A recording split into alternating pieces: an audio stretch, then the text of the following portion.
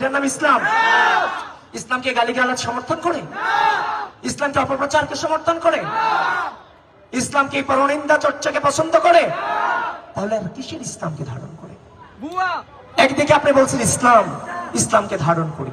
একজন মহিলা তাদের হচ্ছে যে একজন মহিলা সদস্য বলছেন আমরা ইসলামকে ধারণ করি, দলীয় প্রধান হতে পারবে না, সেটাকে ধারণ করি আমরা রাজনীতিতে এসেছি। ঠিক আছে, আপনি সেই ইসলাম ধারণ করেন, কিন্তু আপনি তো দূতাবাসে গিয়ে বলছেন আমরা শরিয়া আইন কায়েম করতে চাই না।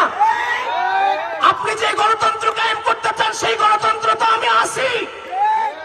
আমি যে গণতন্ত্রের দিকে আগাচ্ছি আপনিও সেই গণতন্ত্রের দিকে আগাচ্ছেন, কিন্তু ইসলামের নামে মানুষকে কেন বিভ্রান্ত করছেন? আমাদের মতো রাজনৈতিক সংগঠনগুলোর বিরুদ্ধে কেন ইসলাম নিয়ে পরনিন্দা চর্চা করছেন? এর নাম ইসলাম নয়। ইসলামের নামে সব থেকে বেশি অনইসলামিক কাজ এরা করে যাচ্ছে, সব থেকে বেশি অনইসলামিক কাজ এরা করে যাচ্ছে। প্রিয় বন্ধুগণ,